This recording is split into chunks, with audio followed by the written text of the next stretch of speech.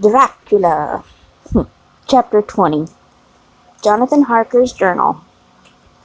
1st October, evening. I found Thomas Snelling in his house at Bethnal Green, but unhappily he was not in condition to remember anything. The very prospect of beer which my expected coming had opened to him had proved too much, and he had begun too early on his expected debauch. I learned, however, from his wife, who seemed a decent poor soul, that he was only the assistant to Smollett, who of the two mates was the responsible person. So off I drove to Walworth, and found Mr. Joseph Smollett at home, and in his shirt-sleeves, taking a late tea out of a saucer. He is a good, decent, intelligent fellow, distantly a good, reliable type of workman, distinctly, and with a headpiece of his own. He remembered all about the incident of the boxes, and from a wonderful dog's-eared notebook, which he produced from some mysterious receptacle about the seat of his trousers, and which had hieroglyphical entries in thick, half-obliterated pencil, he gave me the destinations of the boxes. There were, he said, 6 in the cartload, which he took from Carfax and left at 197 Chicksand Street, Mile End, Newtown, and another 6 which he deposited at Jamaica Lane, Bermondsey. If then the Count meant to scatter these ghastly refuges of his over London, these places were chosen as the first of delivery, so that later he might distribute more fully. The systematic manner in which this was done made me think that he could not mean to confine himself to 2 sides of London. He was now fixed on the far east of the northern shore, on the east of the southern shore, and on the south. The north and west were surely never meant to be left out of his diabolical scheme, let alone the city itself, and the very heart of fashionable London in south-west and west. I went back to Smollett, and asked him if he could tell us if any other boxes had been taken from Carfax. He replied, "Well, Governor, you've treated me wery handsome." I had given him half a sovereign, and I tell yer all I know. I heard a man by the name of Bloxham say 4 nights ago in the Ounds, in Pincher's Alley, as how he and his mate had a rare dusty job in an old house at Perfect. There ain't a many such jobs as there air, and I'm thinking that maybe Sam Bloxham could tell you something. I asked if he could tell me where to find him. I told him that if he could get me the address, it would be worth another half sovereign to him.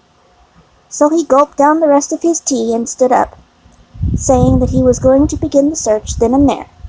At the door he stopped and said, "Look here, Governor, there ain't no sense in me keeping you here. I may find Sam soon, or I mayn't. But anyhow, he ain't like to be in a way to tell you much tonight. Sam is a rare one when he starts on the booze. If you can give me an envelope with a stamp on it, and put your address on it, I'll find out where Sam is to be found and post it to you tonight. But you better be up arter I'm soon in the morning. Or maybe you won't catch him, for Sam gets off mainly early, never mind the booze the night before." This was all practical, so one of the children went off with a penny to buy an envelope and a sheet of paper, and to keep the change. When she came back, I addressed the envelope and stamped it, and when Smollett had again faithfully promised to post the address when found, I took my way home. We're on the track anyhow. I am tired tonight and want sleep. Mina is fast asleep, and looks a little too pale. Her eyes look as though she had been crying. Poor dear, I've no doubt it frets her to be kept in the dark, and it may make her doubly anxious about me and the others. But it is best as it is. It is better to be disappointed and worried in such a way now than to have her nerve broken. The doctors were quite right to insist on her being kept out of this dreadful business. I must be firm, for on me this particular burden of silence must rest. I shall not ever enter into the subject with her under any circumstances. Indeed, it may not be a hard task, after all, for she herself has become reticent on the subject, and has not spoken of the Count or his doings ever since we told her of our decision. 2nd October evening. A long and trying and exciting day. By the first post I got my directed envelope with a dirty scrap of paper enclosed, on which was written, with a carpenter's pencil and sprawling hand, Sam Bloxham, Corcoran's 4, Potter's Court, Bartle Street, Walworth. Arsk for the despite. Yeah. I got the letter in bed and rose without waking Mina. She looked heavy and sleepy and pale, and far from well. I determined not to wake her, but that, when I should return from this new search, I would arrange for her going back to Exeter. I think she would be happier in our own home, with her daily tasks to interest her, than in being here amongst us and in ignorance. I only saw Dr. Seward for a moment, and told him where I was off to, promising to come back and tell the rest so soon as I should have found out anything. I drove to Walworth and found, with some difficulty, Potter's Court. Mr. Smollett's spelling misled me, and I asked for Poter's Court instead of Potter's Court. However, when I found the court, I had no difficulty in discovering Cochrane's lodging house. When I asked the man who came to the door for the deepite, he shook his head and said, "I don't know him. There ain't no such a person here. I never heard of him in all my bloomin' days. Don't believe me. Don't believe there ain't nobody of that kind livin' here or anywheres." I took out Smollett's letter, and as I read it, it seemed to me that the lesson of spelling of the name of the court might guide me. "What are you?" I asked. "I'm the deputy," he answered. I saw at once that I was on the right track. Phonetic spelling had again misled me. A half-crown tip put the deputy's knowledge at my disposal, and I learned that Mr. Bloxham, who had slept off the remains of his beer on the previous night at Cochrane's, had left for his work at Poplar at 5 o'clock that morning. He could not tell me where the place of work was situated, but he had a vague idea that it was some kind of newfangled warehouse, and with this slender clue I had to start for Poplar. It was 12 o'clock before I got any satisfactory hint of such a building, and this I caught at a coffee shop, where some workmen were having their dinner. One of these suggested that there was being erected at Cross Angle Street a new cold storage building, and as this suited the condition of the newfangled warehouse, I at once drove to it. An interview with the surly gatekeeper and a surlier foreman, both of whom were appeased with the coin of the realm, put me on track of Bloxham. He was sent for on my suggesting that I was willing to pay his day's wages to his foreman for the privilege of asking him a few questions on a private matter. He was a smart enough fellow, though rough of speech and bearing. When I had promised to pay for his information and given him an earnest, he told me that he had made 2 journeys between Carfax and a house in Piccadilly, and had taken from this house to the latter 9 great boxes, main heavy ones, with a horse and cart hired by him for this purpose. I asked him if he could tell me the number of the house in Piccadilly, to which he replied, "Well, governor, I forgets the number, but it was only a few doors from a big white church, or something of the kind, not long built. It was a dusty old house, too, though nothing of the dustiness of the house we took the bloomin' boxes from." "How did you get into the house if they were both empty?" "There was the old party what engaged me a-waitin' in the house at Purfleet. He helped me lift the boxes and put them in the dray. Curse me, but he was the strongest chap I ever struck, and him an old feller with a white mustache, one that was that thin you would think he couldn't throw a shatter." How this phrase thrilled through me. Why, he took up his end of the boxes like they was pounds of tea, and me a-puffin' and a-blowin' afore I could end mine up anyhow, and I'm no chicken neither. "How did you get into the house in Piccadilly?" I asked. "He was there too. He must have started off and got there afore me, for when I rung of the bell, He kept and opened the door himself and helped me to carry the boxes into the hall. The whole 9? I asked. Yes, there was 5 in the first load and 4 in the second. It was main dry work, and I don't so well remember how I got 'em. I interrupted him. Were the boxes left in the hall? Yes, it was a big hall, and there was nothing else in it. I made one more attempt to further matters. You didn't have any key? Never used no key, nor nothink. The old gent, he opened the door himself and shut it again when I drove off. I don't remember last time, but that was the beer. And you can't remember the number of the house? No, sir, but you didn't have no difficulty about it. It's a iron with a stone front with a bow on it, and high steps up to the door. I know them steps, having had to carry the boxes up 3 loafers what came round to earn a copper. The old gent gave them shillings, and they seeing they got so much they wanted more, but he took one of them by the shoulders and was like to throw him down the steps, till the lot of them went away cussing. I thought that with this description I could find the house, so having paid my friend for his information, I started off for Piccadilly. I had gained a new, painful experience. The Count could, it was evident, handle the earth boxes himself. If so, time was precious, for now that he had achieved a certain amount of distribution, he could, by choosing his own time, complete the task unobserved. At Piccadilly Circus, I just discharged my cab and walked westward, beyond the Junior Constitutional. I came across the house described, and I was satisfied that this was the next of the layers arranged by Dracula. The house looked as though it had been long untenanted. The windows were encrusted with dust, and the shutters were up. All the framework was black with time, and from the iron the paint had mostly scaled away. It was evident that up to lately there had been a large notice board in front of the balcony. It had, however, been roughly torn away, the uprights which had supported it still remaining. Behind the rails of the balcony I saw there were some loose boards, whose raw edges looked white. I would have given a good deal to have been able to see the notice board intact, as it would perhaps have given some clue to the ownership of the house.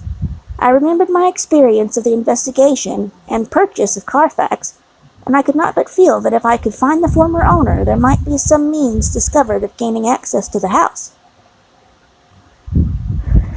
There was at present nothing to be learned from the Piccadilly side, and nothing could be done, so I went around to the back to see if anything could be gathered from this quarter. The mews were active, the Piccadilly houses being mostly in occupation. I asked 1 or 2 of the grooms and helpers who I saw around if they could tell me anything about the empty house. One of them said that he heard it had lately been taken, but he couldn't say from whom. He told me, however, that up to very lately there had been a notice board of "For Sale" up, and that perhaps Mitchell's Sons and Candy, the house agents, could tell me something, as he thought he remembered seeing the name of that firm on the board. I did not wish to seem too eager, or to let my informant know or guess too much, so thanking him in the usual manner, I strolled away. It was now growing dusk, and the autumn night was closing in, so I did not lose any time. Having learned the address of Mitchell, Sons and Candy from a directory at the Berkeley, I was soon at their office in Sackville Street. The gentleman who saw me was particularly suave in manner, but uncommunicative in equal proportion. Having once told me that the Piccadilly house, which throughout our interview he called the mansion, was sold, he considered my business as concluded. When I asked who had purchased it, he opened his eyes a thought wider, and paused a few seconds before replying. "It is sold, sir." "Pardon me," I said with equal politeness, "but I have a special reason for wishing to know who purchased it." Again he paused longer, and raised his eyebrows still more. "It is sold, sir," was again his laconic reply. "Surely," I said, "you do not mind letting me know so much." "But I do mind," he answered. "The affairs of their clients are absolutely safe in the hands of Mitchell, Sons and Candy." This was manifestly a prig of the first water, and there was no use arguing with him. I thought I had best meet him on his own ground, so I said, Your clients, sir, are happy in having so resolute a guardian of their confidence. I am myself a professional man. Here I handed him my card. In this instance I am not prompted by curiosity. I act on the part of Lord Godalming, who wishes to know something of the property which was, he understood, lately for sale. These words put a different complexion on affairs. He said, I would like to oblige you if I could, Mr. Harker, and especially would like to oblige his lordship. We once carried out a small matter of renting some chambers for him when he was the Honourable Arthur Holmwood. If you would let me have his lordship's address, I will consult the house on the subject, and will, in any case, communicate with his lordship by tonight's post. It will be a pleasure if we can so far deviate from our rules as to give the required information to his lordship. I wanted to secure a friend, and not to make an enemy, so I thanked him, gave the address at Dr. Seward's, and came away. It was now dark, and I was tired and hungry. I got a cup of tea at the Aerated Bread Company, and came down to Purefleet by the next train. I found all the others at home. Mina was looking tired and pale, but she made a gallant effort to be bright and cheerful. It wrung my heart to think that I had had to keep anything from her, and so caused her inquietude. Thank God this will be the last night of her looking on at our conferences, and feeling the sting of our not showing our confidence. It took all my courage to hold to the wise resolution of keeping her out of our grim task. She seemed somehow more reconciled, or else the very subject seems to have become repugnant to her, for when any accidental allusion is made, she actually shudders. I am glad we made our resolution in time, as with such a feeling as this, our growing knowledge would be torture to her. I could not tell the others of the day's discovery till we were alone, so after dinner, followed by a little music to save appearances, even amongst ourselves, I took Mina to her room and left her to go to bed. The dear girl was more affectionate with me than ever, and clung to me as though she would detain me. But there was much to be talked of, and I came away. Thank God the ceasing of telling things had made no difference between us. When I came down again, I found the others all gathered round the fire in the study. In the train I had written my diary, so far, and simply read it off to them, as the best means of letting them get abreast of my own information.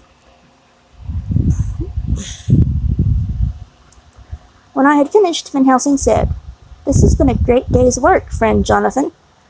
Doubtless we are on track of the missing boxes. If we find them all in that house, then our work is near the end. But if there be some missing, we must search until we find them. Then shall we make our final coup, and hunt the wretch to his real death. We all sat silent a while, and all at once Mr. Morris spoke. Say, how are we going to get into the house? We got into the other, answered Lord Godalming quietly. But Art, this is different. We broke house at Carfax, but we had night and walled park to protect us. It will be a mighty different thing to commit burglary in Piccadilly, either by day or night. I confess I don't see how we're going to get in unless that agency duck can find us a key of some sort. Perhaps we shall know when you get his letter in the morning. Lord Godalming's brows contracted, and he stood up and walked about the room. By and by he stopped and said, turning from one of us to the other, Quincy's head is level. This burglary business is getting serious.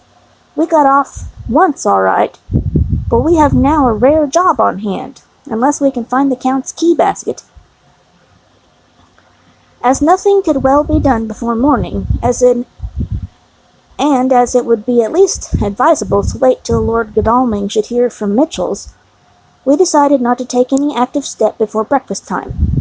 For a good while we sat and smoked, discussing the matter in its various lights and bearings. I took the opportunity of bringing this diary right up to the moment.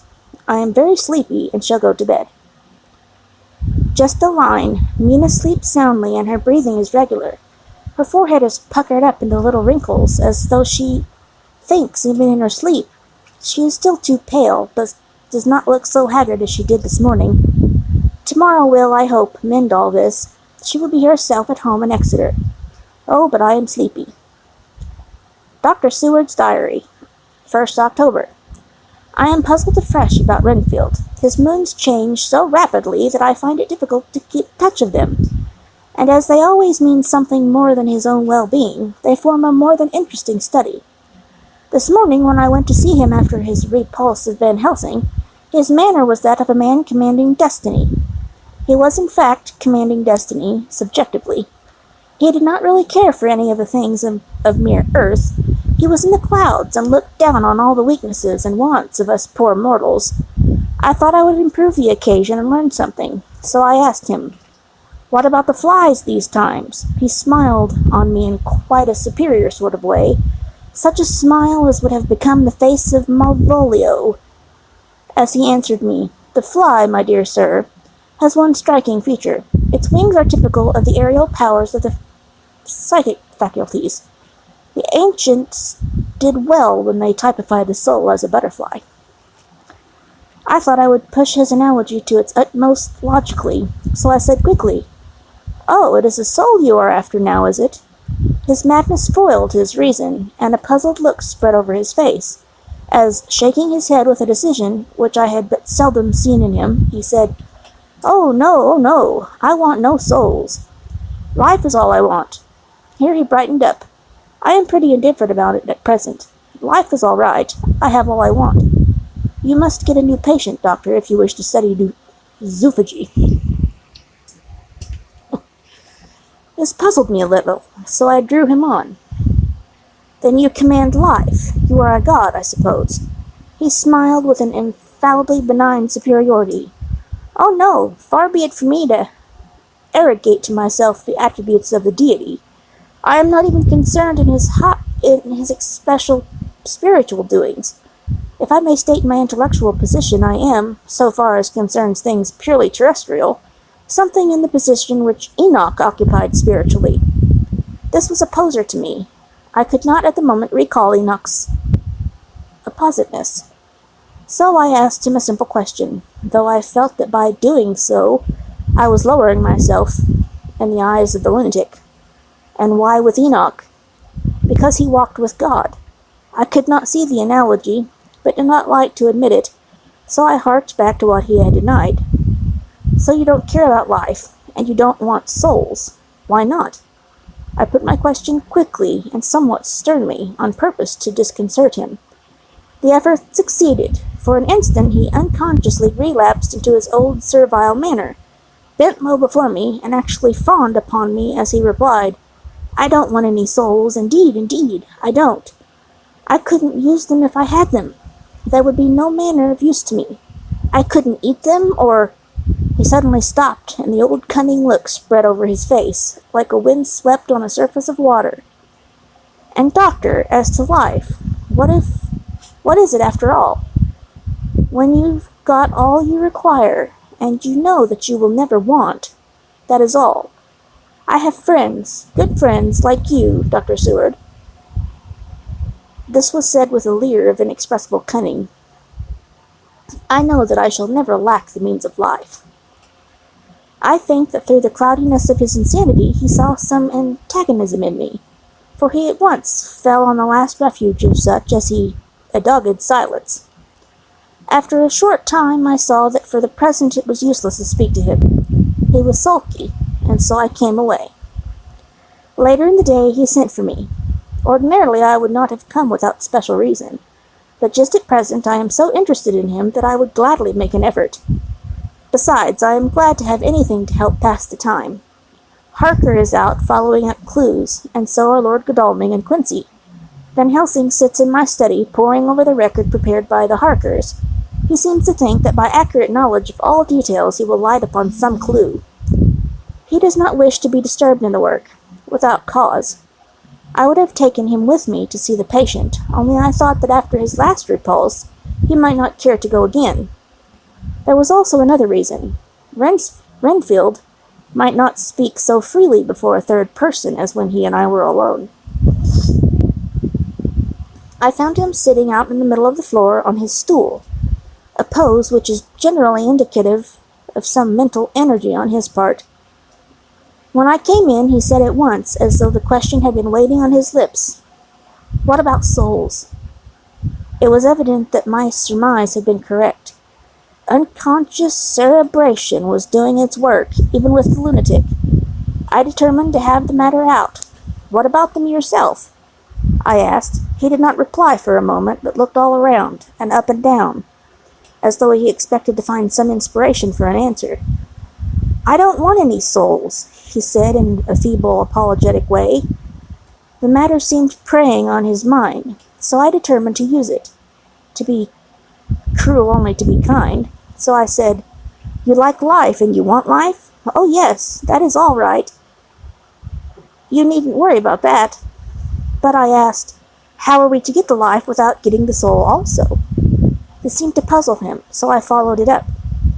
"A nice time you'll have some time when you're flying out there, with the souls of thousands of flies and spiders and birds and cats buzzing and twittering and meowing all round you. You've got their lives, you know, and you must put up with their souls."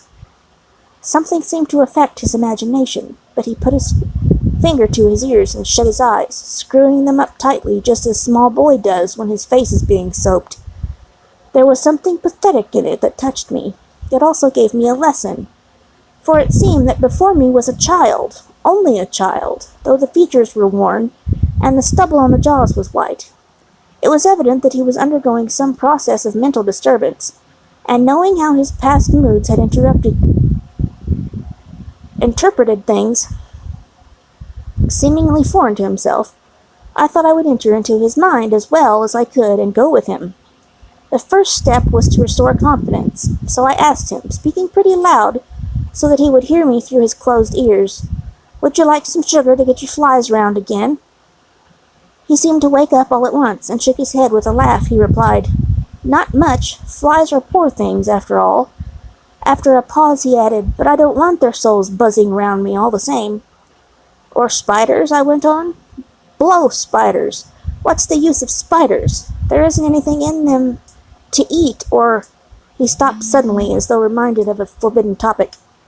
So, I thought to myself. This is the second time he had suddenly stopped at the word drink. What does it mean? Renfield seemed himself aware of having made a lapse, for he hurried on, as though to distract my attention from it. "I don't take any stock at all in such matters. Rats and mice and such small deer, as Shakespeare has it, chicken feed of the larder that they might be called. I'm past all that sort of nonsense. You might as well ask a man to eat molecules with a pair of chopsticks as to try to interest me about the lesser carnivora when I know of what is before me." "I see," I said. "You want big things that you can make your teeth meet in. How would you like to breakfast on an elephant?" "What ridiculous nonsense you are talking." He was getting too wide awake, so I thought I would press him harder. "I wonder," I said reflectively, "what an elephant's soul is like." The effect I desired was obtained, for he at once fell from his high horse and became a child again. "I don't want an elephant's soul, or any soul at all," he said. For a few moments he sat despondently. Suddenly he jumped up to his feet, with his eyes blazing all the signs of intense cerebral excitement. "To hell with you and your souls," he shouted. "Why do you plague me about souls? Haven't I enough to worry and pain and distract me already, without thinking of souls?" He looked so hostile that I thought he was in for another homicidal fit, so I blew my whistle. The instant, however, that I did so, he became calm and said apologetically, "Forgive me, doctor, I forget myself. You do not need any help. I am so worried in my mind that I am apt to be irritable. If you only knew the problem I have to face, and that I am working out, you would pity and tolerate and pardon me. Pray do not put me in a strait waistcoat. I want to think, and I cannot freely think when my body is confined. I am sure you will understand." He was evidently self-control. So when the attendants came, I told them not to mind, and they withdrew. Renfield watched them go. When the door was closed, he said, considerable dignity and sweetness, "Dr. Seward, you have been very considerate towards me. Believe me that I am very, very grateful to you."